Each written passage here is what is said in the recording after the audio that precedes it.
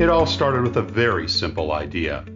Tell the stories of how successful middle market CEOs made it to the corner office.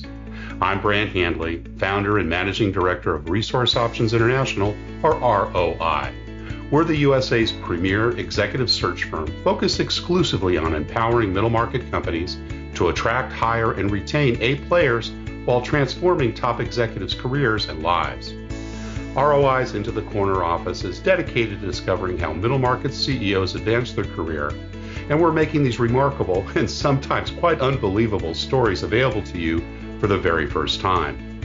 Listen and learn about the challenges they've overcome, the interesting people they've met along the way, and the lessons learned that steered these executives' unique journey into a middle market corner office of their own. I know you enjoy these CEO stories as much as I've enjoyed recording them. So thank you for listening today. And if you like what you've heard, rate us on iTunes or wherever you get your podcasts. I'm looking forward to you joining me on the next great middle market CEO adventure into the corner office.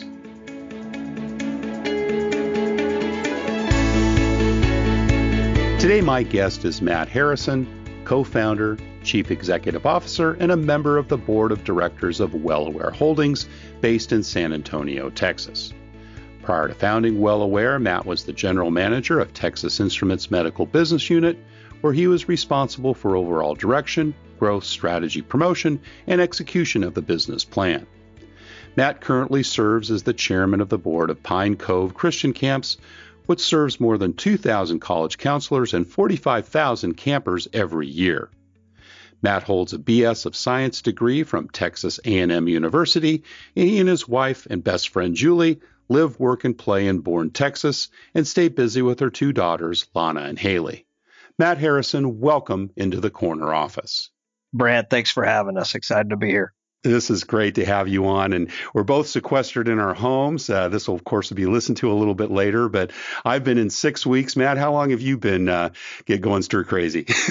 Probably right about the same amount of time. Yeah, I think March 6th was when we started our sequester program here. So about the same amount of time. Same date. Well, let's hope by the time this released, we'll be starting the economy back up again. But for all those that are listening, we hope that you enjoy this podcast as well. And Matt, we always start with the early years and, want to hear a little bit about kind of where you grew up and, what your early family life was like. You bet. Yeah. Well, I was very blessed to be raised by two parents who loved me a lot. We're very much a middle class family. Grew up in El Paso, Texas, desert Southwest. And my dad was in sales and my mom was an x-ray technician when she wasn't a stay-at-home mom. That came in handy for the two boys because we had a number of broken bones. So absolutely. Yep. Oh, that's great. And Dad, what was his work? Yeah, my dad was actually in sales. So he started out in selling film for x-ray machines. And then obviously as that went digital, it became more around digital cameras and imaging technology. Yeah, cool. And then Mom worked outside of the home while you were growing up or took some time off while the kids were young? Yeah, she started out as stay-at-home mom with my brother and I. I've got a brother that's a fireman still in El Paso. Oh, cool. He's got 3 boys and actually lives in the home that we grew up in, which is pretty cool. But my mom stayed home with us for a little while. And then when we went into school, she became an x-ray technician again herself. Now, your dad was sales in that area, so I sense a connection there. Did he meet her while she was doing that in the early days, or did she get into that business because he was in it at the time when she went back to work? They actually met in Dallas at Parkland X-ray School. So they were both X-ray technicians. Yeah, that's how they came out. Yeah, awesome. Tell me about some of the earliest memories you've had from Mom and Dad. Things that might have inspired you or maybe things that they said or did that really kind of helped you set your course. Great question. And, I think when I think about my dad, beyond just being an incredible salesman, I always just remember his success in sales and his, really work ethic that went into that. And just being in front of customers. His territory being in El Paso was eastern New Mexico and West Texas. And if you can get your arms around that, that's a lot of territory. So he was gone a lot, but he was always in front of customers. He was very successful selling. Yeah. And I think a lot of that really just pointed back to the type of person he was. So really the the thing I remember the most impressionably, from my dad was, just his heart. A lot of times we would pass people on the road. They were broken down for whatever reason. And my dad was the guy that would stop and find out, hey, what's going on? Yeah. Can I help you change a tire? Nice. What's going on? And it's funny because I try to do a little bit of that myself. I'm not a NASCAR pit crew guy, but believe it or not, I've got all the you got tools. You got your AAA card there, though. I right? got all the tools, and if I can pull over and help somebody along the way, I still try to do that myself. My mom, just talk about somebody that just has a humongous heart, and she is the selfless giver of the family, and so was always serving my dad and my brother and I in any capacity. And that kind of came back to haunt me a little bit when I got married and my wife figured out I didn't know how to do laundry. So there's or cook or clean. Or cook or clean, exactly. So some of these things have a double-edged sword. They do indeed. Oh, no, that's great. And are both mom and dad still working today? No, they're both retired. They live in New Mexico and retired up on one of the few lakes that are in New Mexico. Okay. But yes, they are doing well, and we really enjoy the time that we do get to see them. So beautiful area there, and big sky. I don't know if I mentioned this to you, but the only time I've ever been through El Paso was when my family and I, my wife and daughter, decided to drive from Santa Barbara, California, to Oklahoma City, Oklahoma, to be there for the 4th of July. And I'll never forget passing through El Paso and realizing we were only halfway there. Absolutely. Absolutely. Still had another half of the journey to go for. So everything's big in Texas, right? Everything's big in Texas. It's a big state for sure.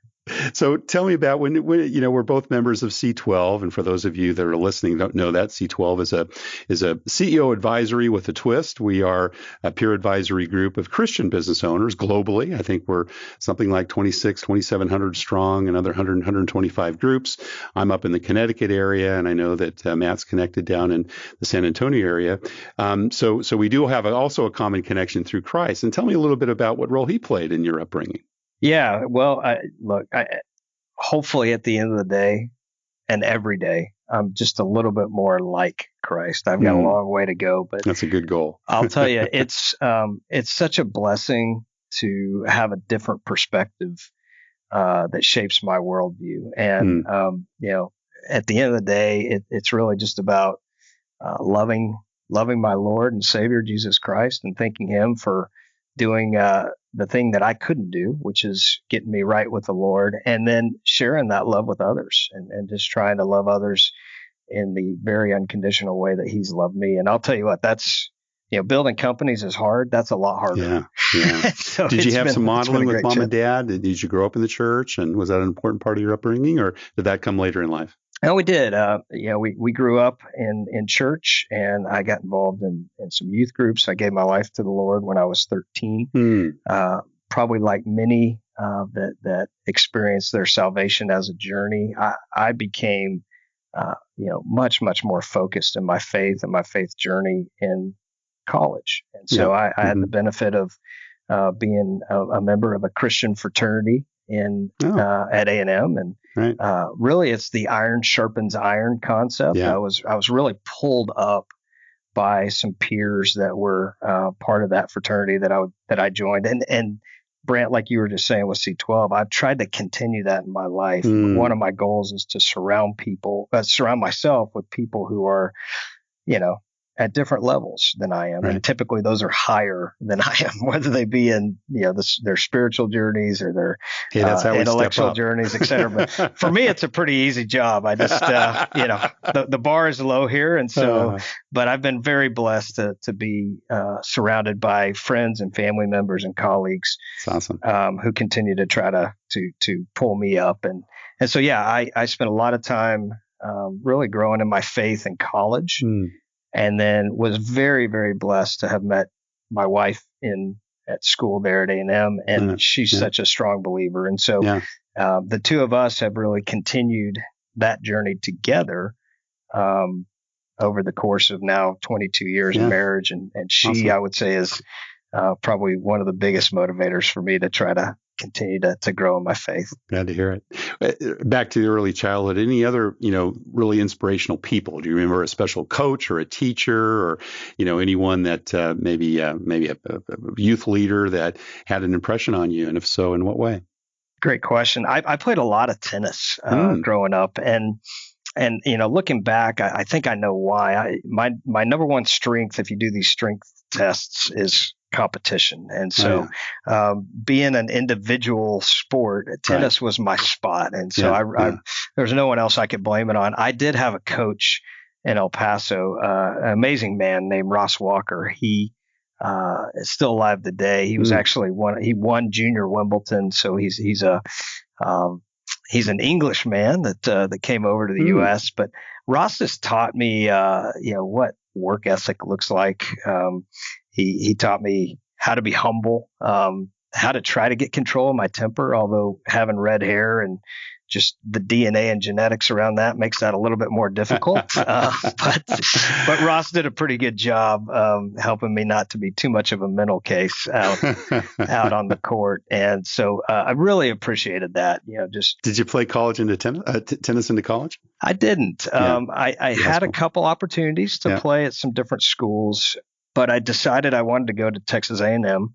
Right. And obviously A&M had, a very competitive tennis program. So I walked on there for a little bit, but I walked off probably just a bit fast. And when I realized I wanted to pursue electrical engineering and I had to have all my coursework done by 12 and we'd be traveling like we were going to travel, that was going to be a very difficult load. Yeah. Well, we both have daughters that are athletes, so we know what it takes to be successful in that. And I know I could never match hers. I did the same thing. I was a pole vaulter in high school, and I went to Oregon. Of course, back then, it was Tracktown, USA. Now they're more of a football place.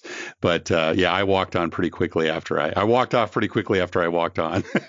Totally agree. Yeah, total different deal. When we look at our daughters, and I'm sure the case is true for you as it is for me, and this doesn't just apply to sports, but Julie and I have really strived to kind of make our ceiling our children's floor, and I've really seen that play out not just in sports with Lana, my oldest, but also just in their faith walks and who God's making them. So those are it's a goal we're trying to hold our family to, and it's a good principle. Yeah, love it. What about other things other than sports? Were you involved in music, theater, debate? Were there other things that you liked in school, that kind of a high school, middle school period? Not as much. I hung around with a lot of really great friends. I'm a very, very strong people person. And so time that I didn't spend in school or on the tennis court was spent hanging out with my buddies and trying to stay out of trouble as much as we possibly could, which was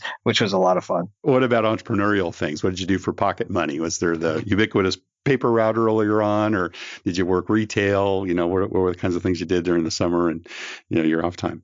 Yeah, I actually had a couple early stage entrepreneurial businesses that, looking back, that's what they are. Looking, at the time I had no idea what I was doing. Right. But mine was blow pops. So, oh, really? Yeah. So we would go buy bulk blow pops, which I could actually get for 6 cents a unit back in the day. Yeah. And I would sell them for $0.25. And that's great. Wow. Yeah. Good margins. Yeah. Well, did you repackage them? I still haven't been. I didn't. I still haven't been able to match those margins. Yeah. I can't even get that done in the multi-million-dollar WellAware enterprise. But yeah, back in the day, I was in the blow pop business. And, I love it. That was popular with my friends. I was going to say, I'm sure it provided some good foundations, which we'll hear about later with WellAware. You went to Texas A&M.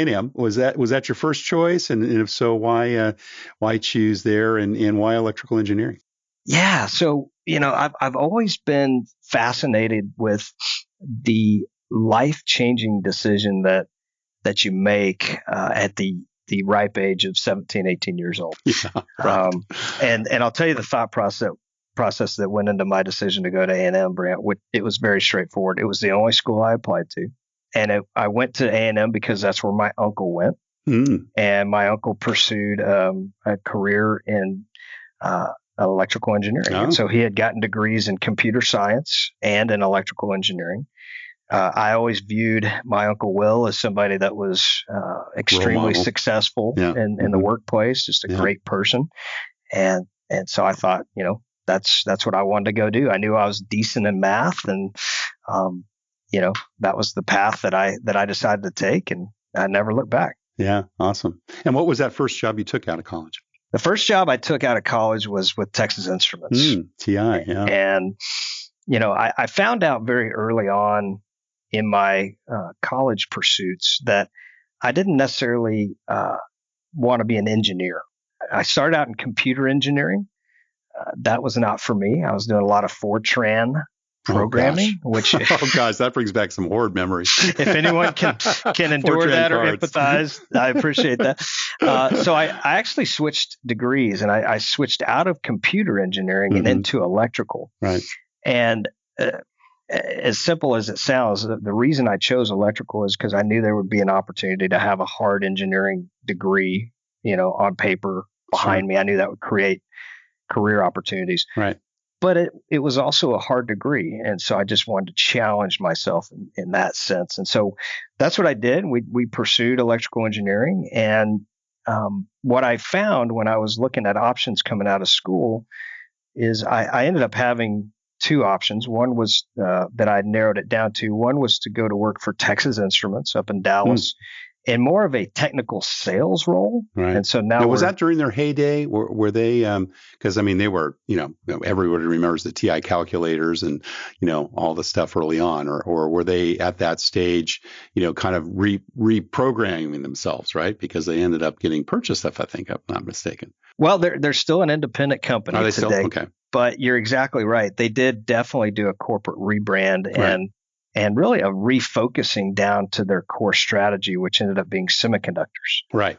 Now, was that before you arrived or after? That transition was just beginning when I joined Texas Instruments. Yeah. And it's funny because everybody recognizes TI as the calculator company.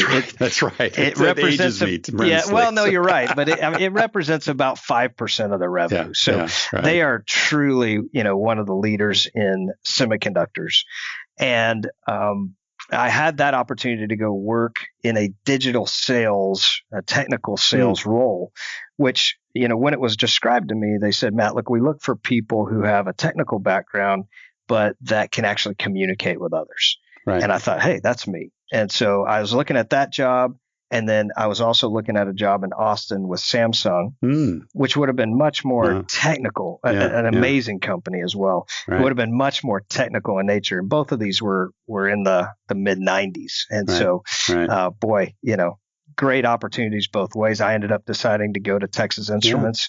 But I'll tell you the reason I went there, and this is just back to one of the things I've learned about the world moving on the rails of relationships. I came home to my dorm as a senior. I had been applying and interviewing with both TI and Samsung.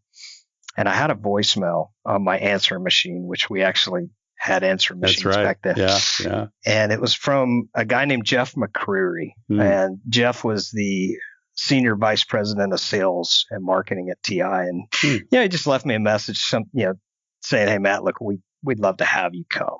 And I just remember being so impacted by Jeff McCreary calling me and leaving me a voicemail saying, hey, come join us. And it's funny. He actually became one of my mentors at TI, and just an amazing man. So. Well, you actually left and came back, so we'll get to that in a minute.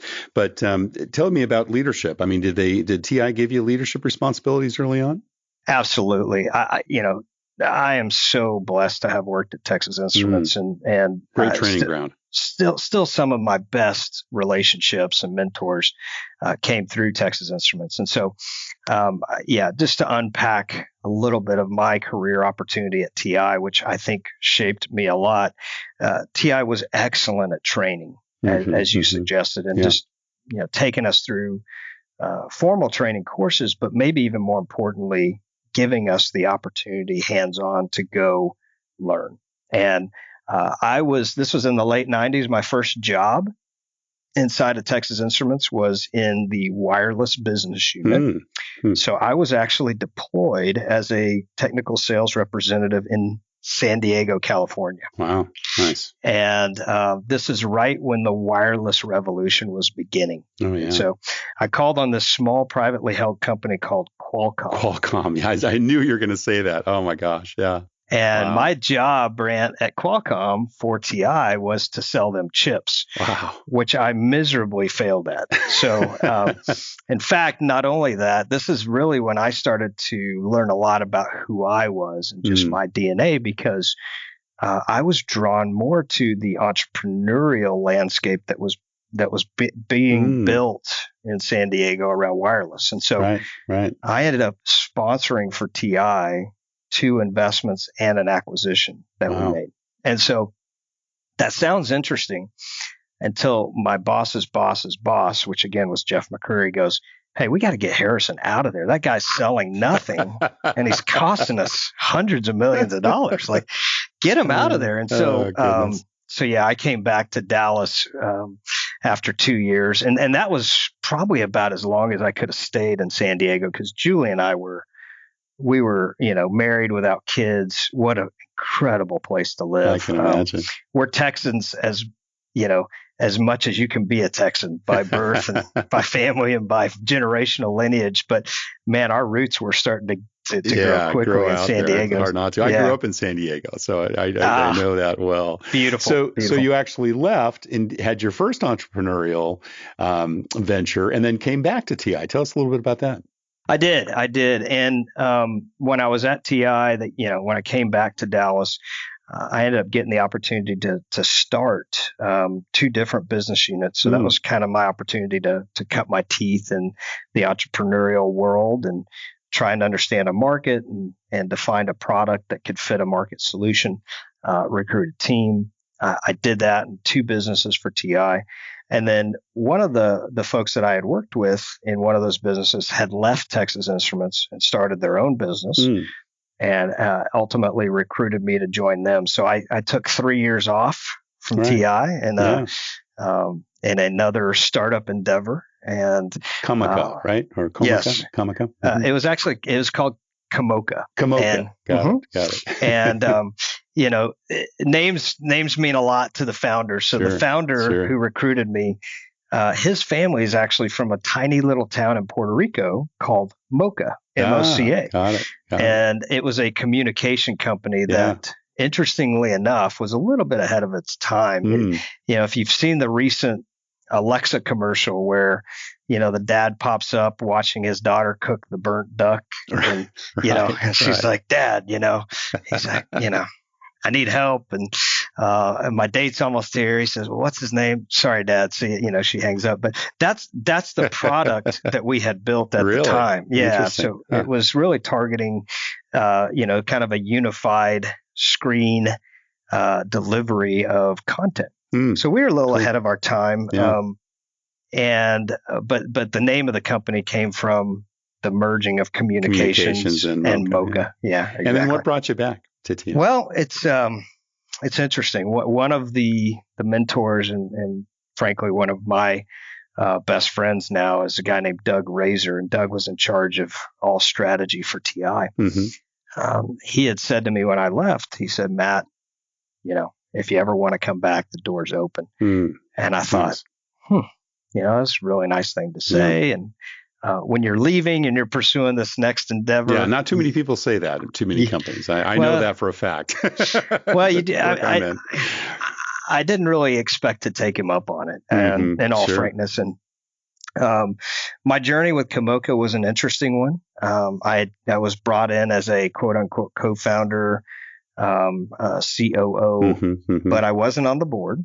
And I just ended up being, I would just say core value unaligned with some of the the partners. And I didn't end up having really a whole lot of influence, Brant, at the end of the day. And so I learned a lot. It was early in my career. Believe it or not, it had taken me to Las Vegas, Nevada, of all places. Wow. And so Julie and I were living out there. We had one of our daughters was 3, and the next one was going to be born in the next couple months. And company was running out of money. I remember walking into Julie on a Friday night and saying, "Hey, we're in trouble. Company's not going to make it. Long-term location. Yeah. And I said, we better think about getting back to Texas, or I may be dealing blackjack here pretty soon. Oh. So believe it or not, the next morning, Saturday morning, we left with both of our cars and our suitcases packed as much as we could put in them. But we just left our house. Wow. Left. Yeah. And we drove back to Texas. I knew that at some point we wanted to end up in Central Texas, which is where we now live. So I started looking at buying some companies, but or finding a way to get involved in some more entrepreneurial activities. But we had this little clock ticking in the background, which is our second daughter. Right. And you can't stop that clock. There's no pause on that one. There's no pause, and you also kind of hope it doesn't come soon. So, yeah, that's right. Particularly without a job. Yeah. So, boy, I just tell you, what an endorsement for a company like Texas Instruments. Yeah. So you remember that conversation and gave the guy a call. I did. I called Doug and I said, look, hey, here's what's going on. I'd love to come back. Here's what's going on. He said, Matt, come to work for us. Yeah. We're starting a medical business. You'd be great. So literally I started work for Texas Instruments on July 24th. TI sent moving trucks to our house in Las Vegas, packed everything up, moved it, unpacked it for us into our new house in Dallas. I never went back to the house. That's awesome. Our daughter was born on August 11th. Oh my gosh. And, that was cutting it pretty close, man. That was cutting it pretty close. But at that point, I got the opportunity to come in and help TI, begin a medical device business, which was the first time they had done something like that. Cool. And that's become a fun story in itself. So, well, I want to transition to WellAware and your co-founding and your success there. Before we do, just a couple of questions looking back. Do you remember the first time you started managing people? I'm sure it was probably at TI. And, what were some of the early lessons you achieved through that responsibility? The first time I started managing people was in that first job at TI. Right. So I was probably in my mid-20s. They throw you in the pool. Yeah, they throw you in there pretty quick. And, I learned a lot, Brant. And what I learned was it's not at all about me. And so I felt like it was. I felt like I had to be more than I actually was. I had to project myself more than I was. And I just didn't listen to people. I didn't treat people the way people wanted to be treated. And so I learned a lot of lessons. Thankfully, I don't think things were that negative, just because I'm a pretty collaborative and competitive person. But looking back, so many things I could have done better. And so I was really humbled, in the fact that kind of realizing it's not about me, it's about others. And I think that was one of my biggest lessons in some of my first managerial opportunities. That's awesome. And we always have had good bosses, but there's always some tormentors along with the mentors. So I like to refer to them at times. If you look back at some of those years, what were some of the best takeaways, not necessarily from great behavior, but maybe things that you saw and said, I never want to be treated that way. It sounds like you shared a little bit of that, obviously, with your first startup, but is there anything else that you kind of picked up along the way and said, boy, I never want to catch myself doing that? Yeah, well, I would say core value alignment is critical, like we talked about before. But the other thing is, sometimes it's hard to explain and even understand why things happen in business. And, I had a particular situation happen to me where I was passed over, if you will, for a promotion. And I just, I could not understand why that would be the case. I felt very betrayed by it. Yeah. This was during your TI years. Yeah, it was. It was at my TI days, during my TI days. And, I took it very personally. And I think the lessons I took out of that, Brant, were, look, things happen for a reason. God's ultimately in control. Yeah. And I was not thinking about it in that moment, in that respect. Exactly. Yeah. And so, I should have been very happy. I should have been very humble. I should have been very gracious to the person that got the promotion. And instead, I ended up dealing with some bitterness and resentment that took a little while to kind of work through. Sure. So, I think it's funny. it's hard to project on someone else. I think anytime I try to do that, I always learn something more about myself. Right. But yeah, that was things happen in big companies for reasons that that's right. sometimes are hard to understand.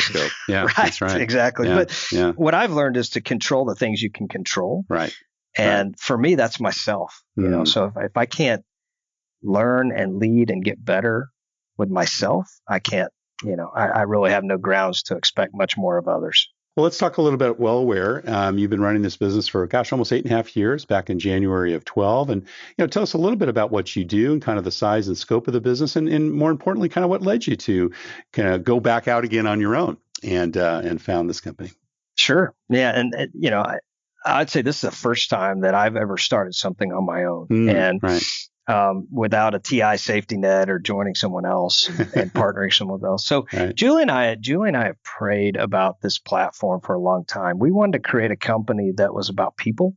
We wanted to create a company that could do good things, not just for the people that were, team members of the company, but also for our shareholders, our community that we serve, right. our customers, et cetera. So it was really a de novo kind of opportunity to start from scratch in that sense. The actual idea to start WellAware really came from the fact that I do live in Texas. Texas is very much known for oil and gas. Yep.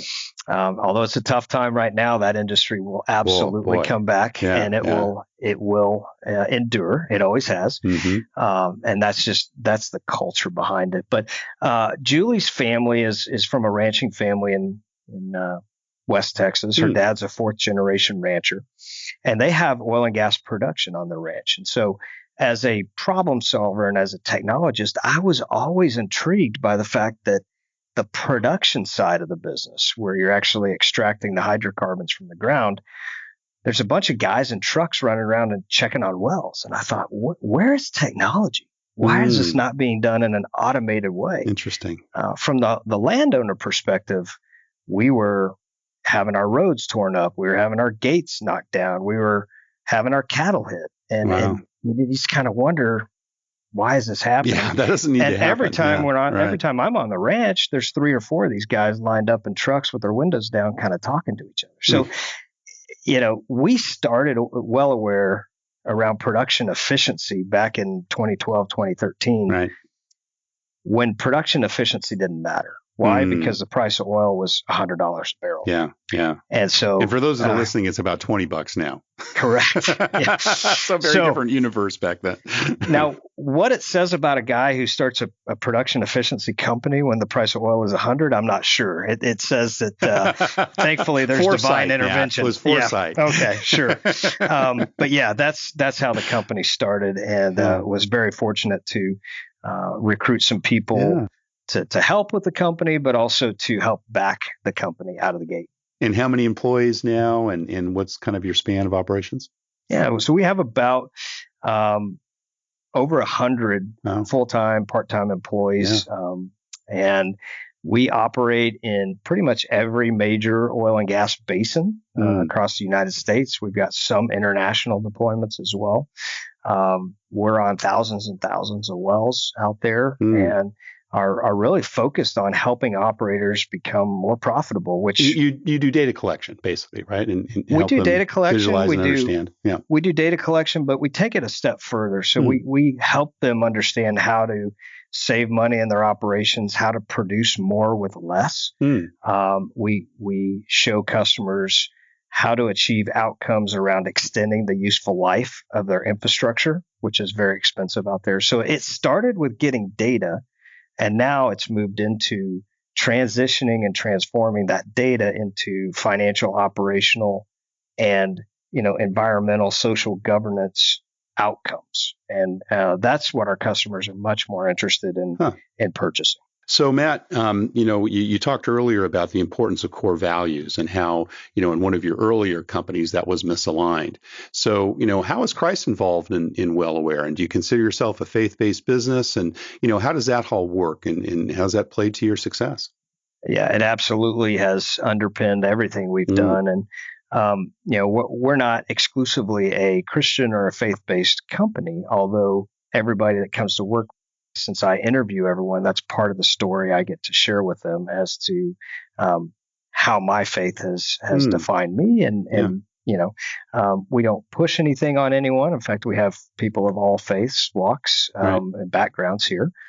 But it absolutely underpins the way we operate and the core values with which we operate. So, our mission, which has evolved, and it's evolved into something I'm very excited about. Obviously, we go out into the field, and practically what we do, Brant, is we capture information from things that are out there: wellheads, motors, compressors, gensets, you name it. Our mission is to connect people to the things that matter. And so that's obviously going to apply into the business setting, but it's really got a double meaning for us and for me personally, which is ultimately to share, what my ultimate hope and faith is, where it lies, which is in Christ Jesus. And so hopefully if we can connect people to those things that matter, they'll be appreciative and in a much better place for it. That's awesome. I heard it said recently, in fact, I think it was Mike Sharo, the CEO of our C12 group, that, CEOs, founders, or perhaps guys that are more my age and have well-established businesses and careers are used to kind of having their answers, their questions answered rather, right? In terms of do this, do that, why is this not happening? But aren't very comfortable in terms of having their answers questioned. What's it like in your culture? And do you have one where, again, you've got a pretty interactive group as it relates to, who's got the best information? Absolutely. We try to foster, a culture of trust and transparency. One of my favorite authors is Patrick Lencioni, and I'm a big he Advantage comes up a lot guy. in these podcasts, I have to tell you. Well, look, for every CEO that's out there trying to learn it and not wanting to reinvent the wheel, right? He's a good place to go. He just makes it easy. There's just a playbook that you can lift and place, and so we use Lencioni for a lot of our organizational health, and that underpins a lot of our culture. And so we try to facilitate a culture of transparency, openness, trust. We encourage people to discuss, debate, disagree, but once we align on a path and on a common goal, no matter what your position was, you all agree to do it. And so it's been a great journey. I would not say it's perfect by any stretch. It's like anything that's evolving over time, but it's really informed our core values, which are to innovate, to remain resolute, and to continue to collaborate. And so those are the things that I think underpin WellAware's culture, and that we try to anchor back into when we're having hard discussions, when there's disagreements that happen, and we encourage that disagreement and we encourage that frank conversation, but we all agree that at the end of the day, we're going to align and move forward, and that requires a great deal of trust. It doesn't sound like you have to be the smartest guy in the room. Well, as a matter of fact, I'm very much looking around going, how in the world did I get in this room with all these smart people? So one of my rules of thumb is always try to recruit people that are more talented than I am. And I will say I've been very successful in doing that. So that's good to hear. What do you look for when you're making bets on the people you invest in and hire, man? Well, look, stealing another playbook out of Lencioni's stack here. I love the ideal team player, right? So we look for people who are smart. And when we say smart, they've got both EQ and IQ. Right. IQ is easy to test for and look for. Right. EQ is a little bit more difficult, but sure look, here's the deal. You can't teach EQ. That's so right. You either have it or you don't. Right. So we look for smart people. We look for people who are hungry, so do they have that passion? Do they have that drive? Are they ready to hit the field every single day? Can they take a setback and come back stronger the next day? Again, not something that I've figured out how to teach. So we just, in the interviewing process, we really get focused on, does this person just have an internal motor, a fire inside? Right. And, lastly, and very, very hard to find that combination where you've got the fire inside, but you've got somebody that's humble and somebody that's willing to give credit to others. So just smart, hungry, and humble are the three things that we look for. And when we do find that combination, which frankly is pretty hard to go after and get, we've been very successful with those folks contributing to our team. It's a tried and true formula. Yeah, I've certainly heard it a lot on the show. Well, Matt, time's just flown by, but we do have one last question we ask all of our CEO guests, and that's what career and life advice would you give to someone who has their eyes on the corner office, maybe at their own, Texas Instrument equivalent at this stage in their career, or perhaps wants to be an entrepreneur like you and found their own company someday? Gosh, I've learned so much from so many great people over the years, and don't take credit for any of it. I have one. I have one quote written on my whiteboard, and it should be from Jesus because he's got the best quotes out there, but it's not. It's from this guy that was decent in baseball named Babe Ruth. It basically says it's hard to beat a person who never gives up. And so what I've found in building companies is you just have to last. You have to keep grinding. Right. And so, that's one of the things that I would just encourage people that either, are building companies or thinking about building companies is it's usually not easy to do. So make sure you're at a great stage of life where you can do it. Make sure you set expectations accordingly, and both with your loved ones and yourself, that it's going to be hard. The other thing I would say that was shared with me that I thought was just great advice is if you want to lead people well, you have to learn to lead yourself first. And so true. That's just the daily discipline for me of being in the Word every day, being prayerful, thinking about others. How can I help serve others today? Taking care of my physical body, because if you're not in a great physical place, it always translates into to your mental capacity. That's right. And just really loving those around you, your friends, your colleagues, and being genuine about it. So that was some great advice that was shared with me. And the last thing that I just loved, I hadn't heard this until recently, believe it or not, but it's so true. Practice like you've never won and play like you've never lost.